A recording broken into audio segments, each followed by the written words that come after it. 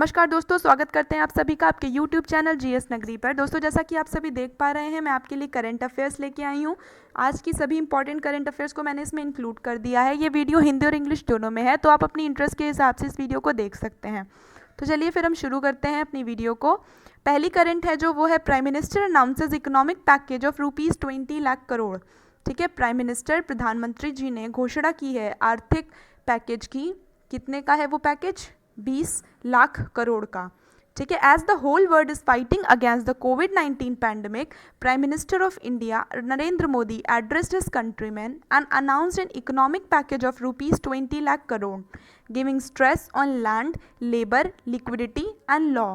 ये इंपॉर्टेंट है कि उन्होंने किस चीज़ पे स्ट्रेस दिया, किस पे? Land, labour, liquidity and law. Details of the economic package will be revealed very shortly by the ministry of finance. ठीक है, वित्त मंत्रालय उसके जो डिटेल्स हैं उनको जल्दी घोषित करेगा। इसकी डिटेल्स क्या हैं? This package will intend to support farmers, labourers, fisherman, migrants and the industry of the country. Through this package PM announce to ensure the rural India from the कोविड-19 पैंडेमिक। ठीक है, अब चलिए मैं इसको आपको हिंदी में बताती हूँ। जैसा कि हम सभी देख रहे हैं कि पूरी दुनिया कोविड-19 महामारी से ग्रसित है और लड़ रही है, तभी हमारे देश के प्रधानमंत्री ने अपने देश की जनता को संबोधित करते हुए और 20 लाख के करोड़ के पैकेज की घोषणा की है। उन्होंने जो जोर दिया है वह किस पे दिया है? अभी मैंने आपको बताया था, land, labour, liquidity and law, मतलब भूमि, श्रम, कानून और तरलता पर जोर दिया है। ठीक है, डिटेल्स ऑफ इकोनॉमिक पैकेज, मतलब जो आर्थिक पैकेज का विवरण है वह वित्त मंत्रालय की मंत्री निर्मला सीतारमण करेंगी। यह package, this package will intend to support farmers. यह पैकेज जो है ये मदद करेगा किसकी किसकी? फार्मर्स की, जो हमारे किसान हैं, लेबरर हैं, मछुआरे हैं, प्रवासी हैं। ठीक है, माइग्रेंट्स मतलब प्रवासी, फिशरमैन मतलब मछुआरे, लेबरर्स, और जो भारत की इंडस्ट्रीज़ हैं। ठीक है, मतलब भारत में जो तमाम उद्योग हैं उनकी मदद करेगा। Through this package PM announces to ensure the rural India from कोविड-19 पैंडेमिक। यह पैकेज सहयोग करेगा किसानों की, लेबरों की, मछुआरों की, प्रवासियों की और भारत के तमाम उद्योगों की। हालांकि यह पैकेज ग्रामीण भारत को सुनिश्चित करेगा कि इस महामारी के दौरान उन्हें सारी सुविधाएं उपलब्ध कराई जाएं। ठीक है, अब आप इसको एक बार देख लीजिए, फिर हम आगे बढ़ते हैं।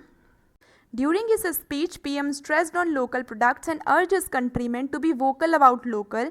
He also mentioned the details of the phase 4 of the lockdown will be shared before 18th May 2020. He stated that phase 4 of the lockdown will be different from the earlier ones and will be redesigned with new rules. ठीक है, इसमें यह है कि अपने भाषण के दौरान प्रधानमंत्री जी ने देसी सामान पर जोर दिया और अपने देशवासियों से आग्रह किया कि वो अपने देशी सामान के स्वर बने, मतलब वो अपने देशी सामान के बारे में सबसे चर्चा करें। उन्होंने यह भी कहा कि लॉकडाउन 4 जो स्टार्ट होगा, ये फेज़ 4 जो लॉकडाउन का स्टार्ट होगा उसका विवरण शीघ्र ही किया जाएगा। ठीक है, कब कब किया जाएगा? 18 मई 2020 से पहले ही उसका विवरण कर दिया जाएगा। और ये इसका स्वरूप जो है वो पुराने वाले लॉकडाउन से डिफरेंट होगा, मतलब अलग होगा, भिन्न होगा और इसमें कुछ नया होगा। ठीक है, उन्होंने यह भी बताया कि किसी भी देश की अर्थव्यवस्था के 5 खंभे होते हैं, 5 पिलर होते हैं। वो कौन कौन से पिलर बताए? पहला बताया अर्थव्यवस्था, दूसरा बताया आधारिक संरचना, उस देश की आधारिक संरचना, तीसरा बताया सिस्टम यानी प्रणाली, चौथा बताया जनसांख्यिकी और पाँचवा बताया मांग।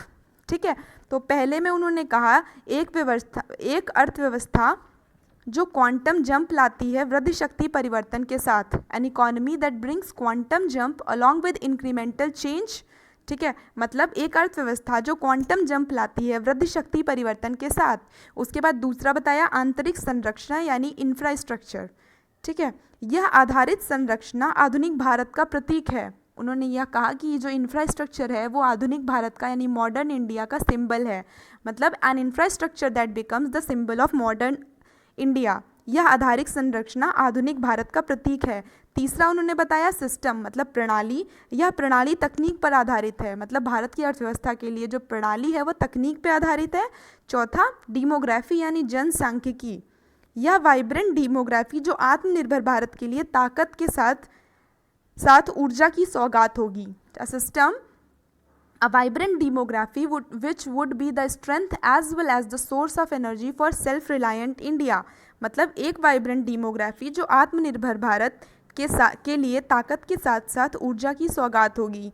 पांचवा जो बताया वो है डिमांड, मतलब मांग, to improve demand and supply chain in India to enhance the Indian economy. मतलब मांग और आपूर्ति श्रृंखला में सुधार के लिए, ताकि भारत की अर्थव्यवस्था सुधारी जा सके, जो कोविड महामारी के दौरान अपनी पटरी से उतर चुकी है। ठीक है, अब आप इसको एक बार देख लीजिए, फिर हम आगे बढ़ते हैं। आगे हमारी अगली करंट है, ministry of MSME launches champions portal. ठीक है, एमएसएमई पहले जान लीजिए क्या होता है। यह मंत्रालय है सूक्ष्म, लघु एवं मध्यम उद्योगों का। ठीक है, उद्यम मंत्रालय, सूक्ष्म, लघु और मध्यम उद्यम मंत्रालय ने अपनी पोर्टल लॉन्च की है जिसका नाम है चैंपियन। ठीक है, चैंपियन नाम है। अब देखिए, champion portal has been launched by the union ministry of micro, small and medium enterprises, MSME.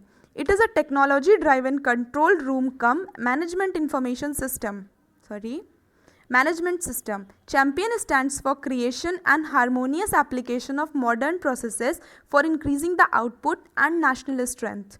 This portal is one-stop shop solution of the MSME ministry. इसका ये अर्थ है कि सूक्ष्म, लघु और मध्यम उद्यम मंत्रालय ने अपना पोर्टल लॉन्च किया है जिसका नाम है चैंपियन। ठीक है, यह प्रौद्योगिकी संचालन नियंत्रण कक्ष प्रबंधन सूचना देता है। ठीक है, it is a technology driven control room cum management informative system. मतलब ये क्या है, या एक प्रौद्योगिकी संचालित नियंत्रण कक्ष सह प्रबंधन सूचना वाला सिस्टम है। ठीक है, champion stands for creation and harmonious application of modern processes for increasing the output and national strength. ठीक है, ये चैंपियन का फुल फॉर्म है। क्या है, क्रिएशन एंड हारमोनियस, यहाँ से creation and harmonious application of modern processes for increasing the output and national strength. इसको हिंदी में बोलेंगे निर्माण और सामंजस्यपूर्ण अनुप्रयोग उत्पादन और राष्ट्रीय शक्ति बढ़ाने के लिए ऐप है। ठीक है, ये आधुनिक प्रक्रियाओं का निर्माण करता है। ठीक है, एक बार फिर से बोलती हूँ, चैंपियन निर्माण और सामंजस्यपूर्ण अनुप्रयोग उत्पादन और राष्ट्रीय शक्ति बढ़ाने के लिए आधुनिक प्रक्रियाओं, ठीक है, का निर्माण करता है। This portal is one stop shop solution of the MSME industry. यह एक बंद दुकान की तरह समाधान है। ठीक है, किसका, एमएसएमई मिनिस्ट्री का, मतलब सूक्ष्म, लघु और मध्यम उद्यम मंत्रालय का। ठीक है, आप इसको एक बार देख लीजिए, फिर हम आगे देखते हैं। About champion portal. ठीक है, अब मैं आपको ये बताऊंगी चैंपियन पोर्टल है क्या, इसका क्या काम है और ये कैसे चलता है। The champion portal utilizes modern ICT tools such as telephone, internet and video conference and aims to assist Indian MSMEs to march into big league as national and global champions. It aims to make the smaller unit big by providing them various facilities. चलिए पहले इतना बता देती हूँ। ये champion portal जो है ये यूज़ करता है जो अभी नई ICT टेक्निक आई है। ठीक है, जैसे कि टेलीफोन है, इंटरनेट है, वीडियो कॉन्फ्रेंस है, इसको यूज़ करके ये असिस्ट करता है भारत के उद्योगों को कि वो बड़ी लीग में जाएं, यानी कि वो राष्ट्रीय और अंतर्राष्ट्रीय लेवल पे अपनी छवि बनाएं। ठीक है, it aims to make the smaller unit big by providing them various facilities. ये जो है ये सहायता करता है आधुनिक ICT, ये सहायता करता है लघु उद्योगों की। कैसे करता है, आधुनिक ITC टूल्स का उपयोग करके राष्ट्र एवं पूरी दुनिया के विजेता बनने में उनकी मदद करता है। कैसे, by telephone, internet and video conference. ठीक है, इसके बाद में it aims to make smaller unit big by providing them various facilities. ये छोटी इकाइयों को सुविधाएं उपलब्ध कराता है, जैसे उनकी परेशानियां उनकी दूर हो जाएं और उन्हें प्रोत्साहित किया जा सके और उन्हें हाथ पकड़ के आगे बढ़ाया जा सके। ठीक है, क्या है, the smaller unit big by providing them various facilities such as solving their grievances, encouraging them, supporting, helping and hand holding them. मतलब यह जो चैंपियन पोर्टल है यह छोटी इकाइयों को सुविधाएं उपलब्ध कराता है और उनकी परेशानियों को दूर करने की प्रयत्न करता है और उन्हें प्रोत्साहित करता है और उन्हें हाथ पकड़ के आगे बढ़ाता है। The portal is also empowered with artificial intelligence, data analytics and machine learning, as well as integrated with Government of India's main grievance portal CPGRAMS। ठीक है, यह जो पोर्टल है it is empowered with artificial intelligence, या कृत्रिम बुद्धिमत्ता से सशक्त है। ठीक है, ये डेटा का विश्लेषण करता है, मशीन की लर्निंग करता है, एज वेल एज इंटीग्रेटेड, ये जो है ये सहायता प्राप्त है, ये जुड़ा हुआ है भारत सरकार से। ठीक है, किस चीज़ में? उनकी जो लघु उद्योग हैं और जो मध्यम उद्योग हैं और सूक्ष्म उद्योग हैं, इनकी शिकायतों को दूर करने के लिए जुड़ा हुआ है। किस पोर्टल से? उस पोर्टल का नाम है CPGRAMS, मतलब CP grams. As part of the portal, a network of control room is created in the hub and spoke model. इस पोर्टल में जो है इस पोर्टल के लिए के तहत एक नेटवर्क बनाया गया है जिसके लिए कंट्रोल कक्ष यानी नियंत्रण कक्ष स्थापित किए गए हैं। किस मॉडल में? Hub and spoke model. ये इंपॉर्टेंट है कि चैंपियन के लिए किस मॉडल में वहाँ के नियंत्रण कक्ष स्थापित किए गए हैं। वो स्थापित किए गए हैं हब एंड स्पोक मॉडल के थ्रू। ठीक है, जहाँ पे जो हब है वो नई दिल्ली में होगा। ठीक है, कहाँ पर? सेक्रेटरी MSME ऑफिस में। ठीक है, ये सचिव के ऑफिस में होगा, जो मुख्य सचिव है उसके ऑफिस में होगा। वाइल द स्पोक हब कहाँ होगा? सचिव के ऑफिस में। और स्पोक कहाँ पर होगा? वो अलग अलग राज्यों में अलग अलग ऑफिस में होंगे। ठीक है, और मिनिस्ट्री के जो संस्थान हैं, मंत्रालय के संस्थान हैं अलग अलग राज्यों में, वहाँ पर स्थित होंगे। क्या? स्पोक। ठीक है, इस करंट से जो GS के क्वेश्चंस निकल के आ रहे हैं वो है union minister of micro small and medium enterprises, मतलब केंद्रीय मंत्री जो माइक्रो यानी सूक्ष्म लघु और मध्यम उद्यम मंत्रालय के जो केंद्रीय मंत्री हैं उनका क्या नाम है? उनका नाम है नितिन जयराम गडकरी। ठीक है, minister of state of micro small and medium enterprises यानी राज्य मंत्री जो सूक्ष्म लघु और मध्यम उद्यम मंत्रालय के हैं, राज्य मंत्री, उनका नाम है प्रताप छाबड़ा सारंगी। ठीक है, आप इसको एक बार देख लीजिए, फिर हम आगे बढ़ते हैं। अगली करंट है हमारी INR USD futures and option contract launch on international exchange. ठीक है, INR USD future operation contract launched on international exchange, मतलब अंतर्राष्ट्रीय विनिमय पर शुरू किए गए USP वायदे और विकल्प। ठीक है, अंतर्राष्ट्रीय विनिमय पर शुरू किए गए USP वायदे और विकल्प। INR USD future and option contracts have been launched on international exchange by Union Minister for Finance and Corporate Affairs Nirmala Sitharaman.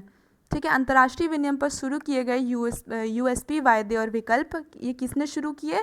केंद्रीय वित्त मंत्री ने, जिनका नाम है Nirmala Sitharaman.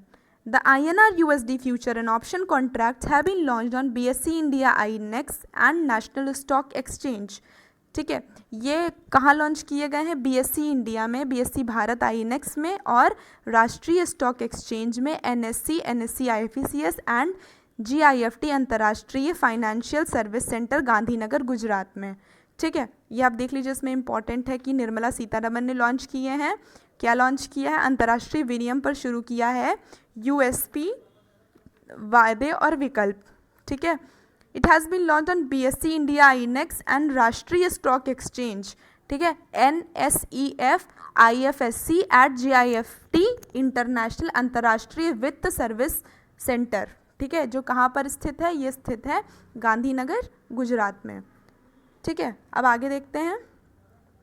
INR USD contracts have been launched at the exchange in GIFT IFSC as a significant market share in financial services। ये वित्त सेवाओं में महत्वपूर्ण बाहर हिस्सेदारी, ये जो है contracts have been launch at the exchange of GIFT IFSC as a significant market share in financial services. इसका मतलब है GIFT IFSC जो है वो वित्त सेवाओं में महत्वपूर्ण बाजार की हिस्सेदारी रखते हैं। Related to the India has move to other international financial centre.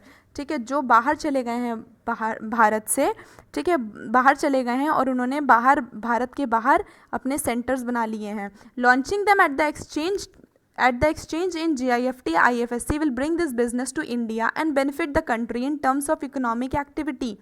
ये जो इन्होंने लॉन्च किया है GIFT IFSC, इससे जो लोग बाहर काम करते हैं वो अंदर आएंगे, मतलब भारत में आएंगे और यहाँ पर रोज़गार तलाशेंगे। इससे क्या होगा कि भारत की जो अर्थव्यवस्था है वो अच्छी होगी और यहाँ पर बेरोज़गारी कम होगी और लोगों को एम्प्लॉयमेंट मिलेगा, मतलब नौकरी मिलेगी। It would also bring larger global participation in India. इससे क्या होगा? बहुत सारे लोग बाहर से भारत में आएंगे, पूरा विश्व पार्टिसिपेट करेगा, भारत में रोज़गार बढ़ाएगा। IFSC and will also connect India's IFSC globally and will be available for 22 hours all the time zone for all global participants from GIFT IFSC। मतलब जो भी कंपनियां GIFT IFSC में पार्टिसिपेट करेंगी वो पूरे विश्व की जितनी भी कंपनियां हैं वो सब भारत में आएंगी और भारत के लोगों को रोज़गार देंगी, जिससे यहाँ पर अर्थव्यवस्था में सुधार होगा और लोगों को रोज़गार भी मिलेगा। ठीक है, और वो किसके तहत होगा? IFSC के तहत। ठीक है, और जो लोग इससे कनेक्ट होंगे वो 22 घंटे ये ग्लोबली अवेलेबल रहेगा, मतलब ये 22 घंटे आप यहाँ ये सेवा देगा। ठीक है, अब हम आगे देखते हैं। Para athlete Deepika Malik announces retirement. ठीक है, पैरा एथलीट थी जो दीपिका मलिक, उन्होंने अपने रिटायरमेंट की घोषणा कर दी है। Para athlete Deepika Malik has announced her retirement from Para Olympic game in order to serve as an office bearer in the Para Olympic Committee of India। ठीक है, इन्होंने अपने रिटायरमेंट की घोषणा कर दी है। क्यों कर दी है? क्योंकि अब ये पदाधिकारी के रूप में कार्य करेंगी। कहाँ पर? Para Olympic committee of India में। ठीक है, पहले ये वहाँ पर खेलती थी, मतलब ये एक एथलीट थी, धावक थी, लेकिन अब इन्होंने अपने उस मतलब धावक नहीं है, अब इन्होंने रिटायरमेंट ले लिया है और अब वहाँ पर ये एक पदाधिकारी के रूप में कार्य करेंगी। ठीक है, as per the national sport code, भारतीय खेल कोड के मुताबिक एक जो एथलीट है जो अभी खेल रहा है मैदान में, वो ऑफिशियल पोस्ट नहीं संभाल सकता। ठीक है, फेडरेशन की मतलब महासंघ की पोस्ट नहीं संभाल सकता, वो वहाँ पे पदाधिकारी के रूप में काम नहीं कर सकता है, इसलिए इन्होंने रिटायरमेंट ले लिया है। She is the first Indian women to earn a medal at the para Olympic game. कि ये पहली भारतीय महिला हैं जिनको वहाँ पे मेडल मिला है पैरा ओलंपिक गेम में, और अभी तक इन्होंने अपने पूरे जीवन काल में 58 राष्ट्रीय और 23 अंतर्राष्ट्रीय मेडल हासिल किए हैं। ठीक है, अब आप इसको देख लीजिए, फिर हम आगे बढ़ते हैं। इम्पॉर्टेंट टेक अवे जो इस करंट से जो क्वेश्चंस निकल के आ रहे हैं वो हैं, para Olympic committee of India कब बनी थी? सन 1952 में। ठीक है, पैरा ओलंपिक कमेटी कब बनी थी भारत में? सन 1952 में। और उसके जो सेक्रेटरी जनरल हैं वो कौन है? यानी जो महासचिव हैं पैरा ओलंपिक कमेटी के, वो हैं गुरशरण सिंह। ठीक है, ये दोनों ही बहुत ज़रूरी हैं और ये पूछे जा सकते हैं क्योंकि ये करंट से भी रिलेटेड हैं और आपके GS में भी पूछे जा सकते हैं। चलिए फिर हम आगे देखते हैं। बृहद बेंगलुरु महानगरा पालिक लॉन्चेस प्राणवायु प्रोग्राम। ठीक है, बृहद बेंगलुरु महानगरा पालिका लॉन्चेस प्राणवायु प्रोग्राम। ठीक है, ये देखिए, बृहद बेंगलुरु महानगरा पालिका लॉन्चेस प्राणवायु प्रोग्राम। ठीक है, बृहद बेंगलुरु महानगरा पालिका ने लॉन्च किया है एक प्रोग्राम जिसका नाम है प्राणवायु प्रोग्राम। A program named प्राणवायु has been launched by बृहद बेंगलुरु महानगरा पालिका कर्नाटक। ठीक है, कहाँ किसने लॉन्च किया है? कर्नाटक ने लॉन्च किया है। क्या नाम है उसका? प्राणवायु। ये लॉन्च किया है किसने? बृहद बेंगलुरु महानगरा पालिका। This program has been launched by city corporation to create awareness on the need to self-examine the respiratory health for Bangaloreans।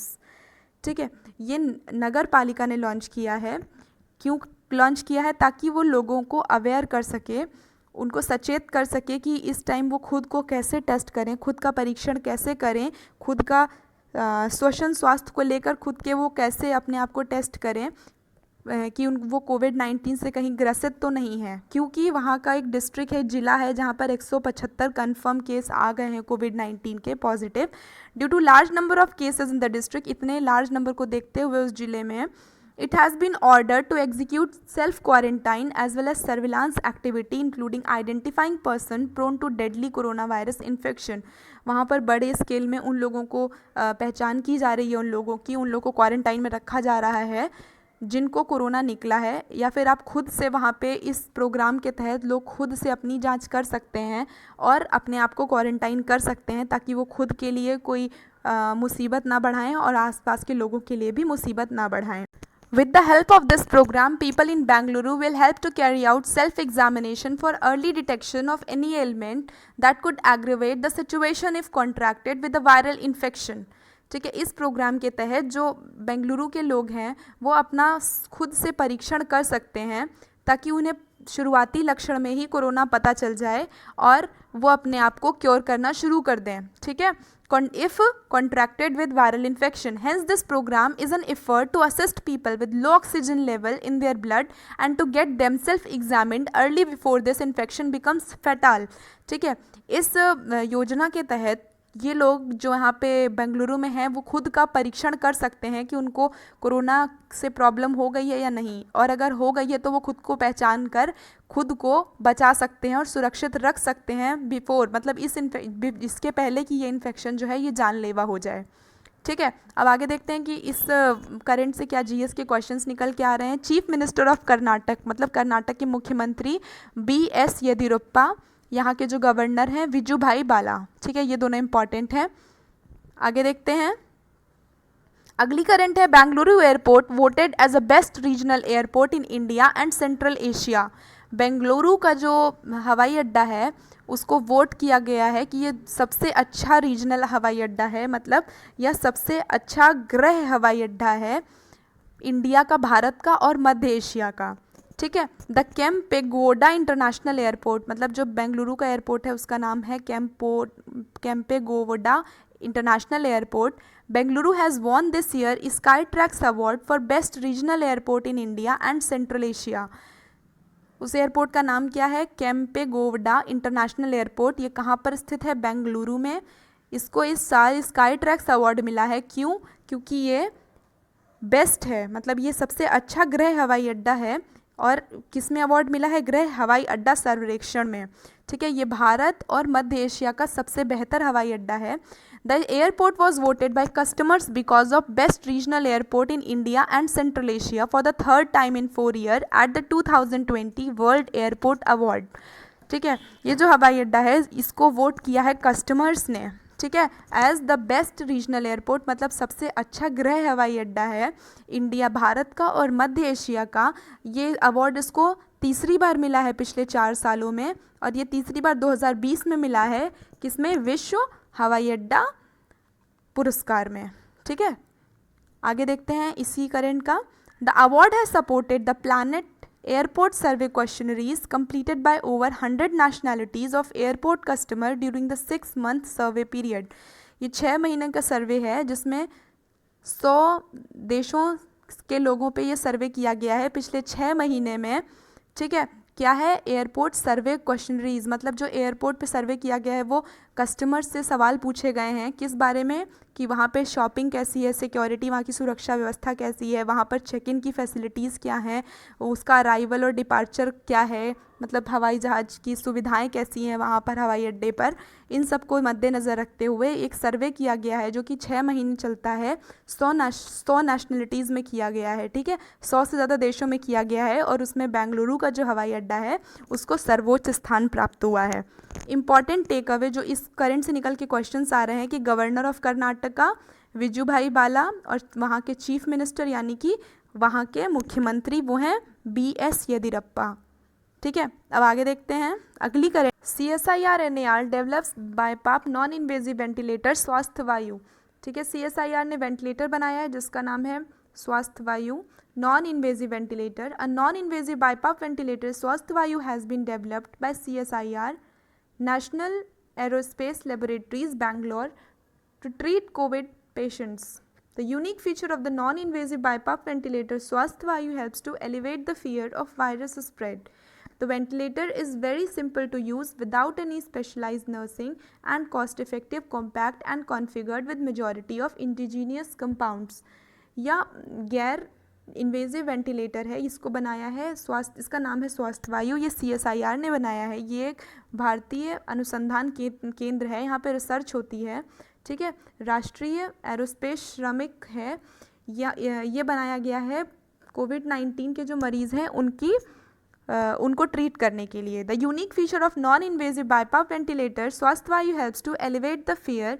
इसका सबसे यूनिक फीचर ये है कि ये इसके लिए जाना जाता है कि ये लोगों में से वायरस का जो फैलने का डर है वो निकालेगा।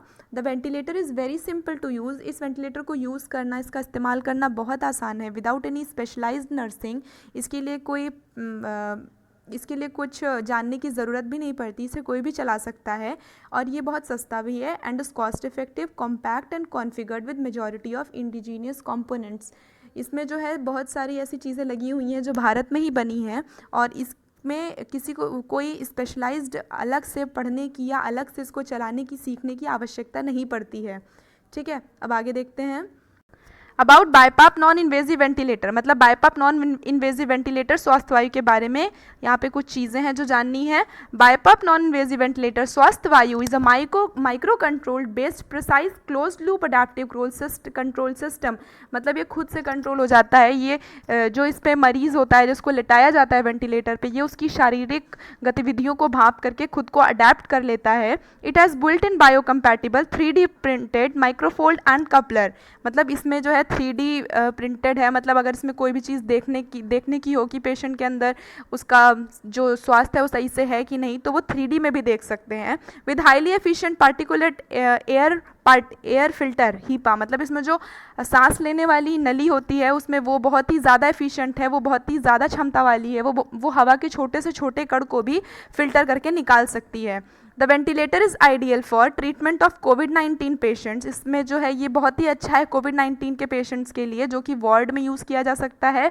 हॉस्पिटल के जो वार्ड होते हैं, मेकशिफ्ट हॉस्पिटल्स में, डिस्पेंसरीज मतलब मेडिकल स्टोर या छोटे छोटे डॉक्टर्स के जो क्लिनिक होते हैं, या फिर उसको घर पे भी इस्तेमाल किया जा सकता है। इसके लिए किसी खास प्रशिक्षण की ज़रूरत नहीं पड़ती, जैसे कि मैंने आपको अभी बताया था इस स्लाइड के पहले वाली स्लाइड में। ठीक है, अब इसको क्लियर कर देती हूँ, आप इसको देख लीजिए, फिर हम आगे बढ़ते हैं। हमारी अगली करंट है DRDO develops UV system to sanitise electronic gadgets. ठीक है, डिफेंस रिसर्च ऑर्गेनाइजेशन है, मतलब जो रक्षा मंत्रालय है, उसने यूवी सिस्टम डेवलप किया है एक, जो सैनिटाइज करेगा हमारे इलेक्ट्रॉनिक गैजेट्स जैसे मोबाइल है और लैपटॉप है, इन सब चीज़ों को सैनिटाइज करेगा, मतलब इसमें से कीटाणुओं को मारेगा। ठीक है, डिफेंस रिसर्च सेंटर इमारत आरसीआई लैब है जो डिफेंस रिसर्च की मतलब सेना की लैब है, ठीक है, हैदराबाद में, उसने डेवलप किया है ऑटोमेटेड कॉन्टैक्टलेस यूवीसी सैनिटाइजेशन, मतलब उसको बिना छुए, वो ऑटोमेटिक मशीन है जिसमें आप सामान डालेंगे और वो सैनिटाइज कर देगा, आपको इसको छूने की कोई ज़रूरत नहीं है, क्योंकि अगर आप छुएंगे तो उसमें कीटाणु लगेंगे और वो कीटाणु फिर किसी दूसरे के गैजेट में लगेंगे, जिससे सभी में वो कीटाणु लग जाएंगे, या फिर जैसे कोरोना के केस में है कि वायरस एक इंसान से दूसरे इंसान फैलता है, तो इस वाले गैजेट से संक्रमण फैलने का खतरा बिल्कुल भी नहीं है, क्योंकि ये कॉन्टैक्टलेस है, इसमें छूने की ज़रूरत नहीं है, ये अपने आप से काम करता है, ये एक ऑटोमेटिक मशीन है। ठीक है, ये डिफेंस रिसर्च ने डेवलप की है, इसका नाम है defence research ultra violet sanitiser. ठीक है, DRUVS. It has been design to sanitise mobile phones, iPods, laptops, currency notes, cheque leaf, challans, passbook, paper, envelopes etcetera. इसको डिज़ाइन ऐसा किया गया है कि ये मोबाइल फ़ोन्स को सैनिटाइज़ कर लेगा, आईपॉड को, लैपटॉप को, और जो हमारे करेंसी नोट मतलब जो हमारे रुपए हैं उनको, जो हम चेक होते हैं बैंक में देते हैं पैसे के लिए, वो चेक, जो चालान्स हैं, पासबुक है, पेपर है या फिर लिफाफे हैं, इन सबको सैनिटाइज करने की क्षमता रखता है। ठीक है, और ये ऑटोमेटेड है, मतलब अपने आप चलता है, इसको छूने की हमें बार बार ज़रूरत नहीं पड़ती है। और ये क्यों बनाया गया है? ये बनाया गया है जो हमारे इलेक्ट्रॉनिक गैजेट्स हैं उनको सैनिटाइज करने के लिए। ठीक है, किसने बनाया है? डीआरडीओ ने। कहाँ पे? हैदराबाद में। ठीक है, अब आगे देखते हैं। The ध्रुव्स cabinet has a contactless operation which is extremely important to contain the spread of virus। ठीक है, इसके जो है ये contactless operation है, मैंने अभी बताया, ये ऑटोमेटिक है और इसमें छूने की ज़रूरत नहीं पड़ती है, जो कि बहुत ज़्यादा ज़रूरी है वायरस की रोकथाम के लिए। The proximity sensor switches clubbed with the drawer opening and closing mechanism makes its operation automatic and contactless। इसमें जो आगे सेंसर लगे हुए हैं वो स्विच के साथ में जुड़े हुए हैं, जिससे ड्रॉअर अपने आप खुल जाता है और बंद हो जाता है, और जो सामान है हम उसमें रख सकते हैं और इससे हमें उस मशीन को बार बार छूने की ज़रूरत भी नहीं पड़ती और वो सैनिटाइज हो जाता है।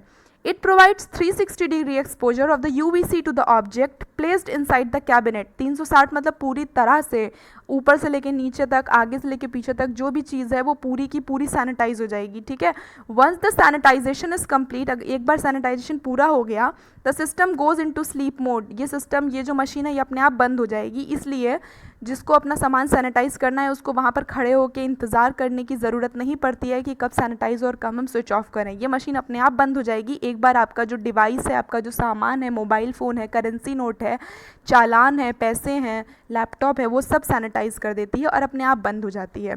ठीक है, अब इस करंट से रिलेटेड जो दूसरे क्वेश्चंस हैं वो आते हैं। Chairman of Defence Research and Development Organisation, ठीक है, उसका चेयरमैन कौन है DRDO का? जी सतीश रेड्डी। ठीक है, जी सतीश रेड्डी इसके चेयरमैन है और इसका मुख्यालय कहाँ है? नई दिल्ली में। ठीक है, ये दोनों इस करंट से निकल के जो और क्वेश्चंस दो बनते हैं वो ये हैं। ठीक है, चलिए अब हम आगे देखते हैं। हमारी अगली जो करंट है वो है HRD minister launches central university of Odisha helpline भरोसा।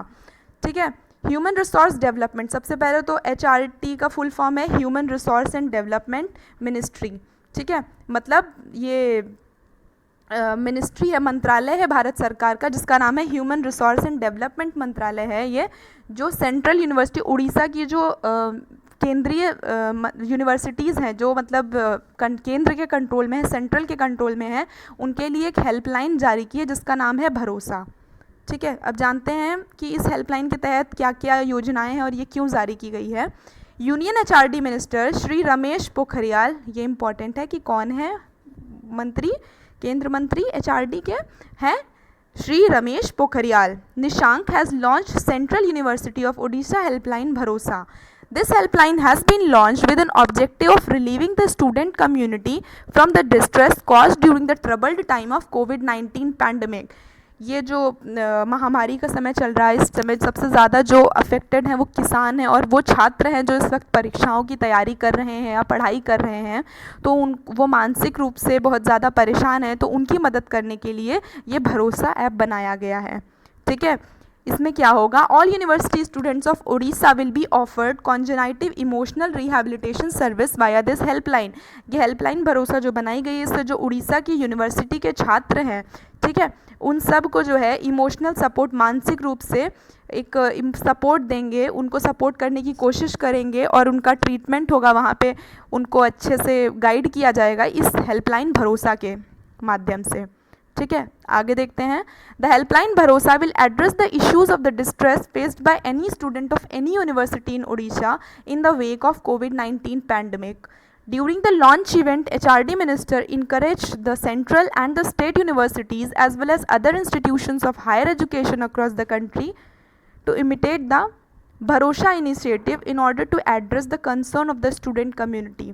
ठीक है, जो भरोसा लॉन्च किया गया है इसके थ्रू जो वहाँ के मिनिस्टर हैं उन्होंने बोला है कि बाकी के देश के जो अलग अलग राज्य हैं उनको भी भरोसा की तरह कोई एक ऐप बनाना चाहिए या कोई हेल्पलाइन जारी करनी चाहिए जिसके ज़रिए वे छात्रों को मानसिक रूप से मजबूत बनाएं और उनको इससे लड़ने की क्षमता दें और उनको अपने फ्यूचर के बारे में थोड़ा सा राहत महसूस करवाएं।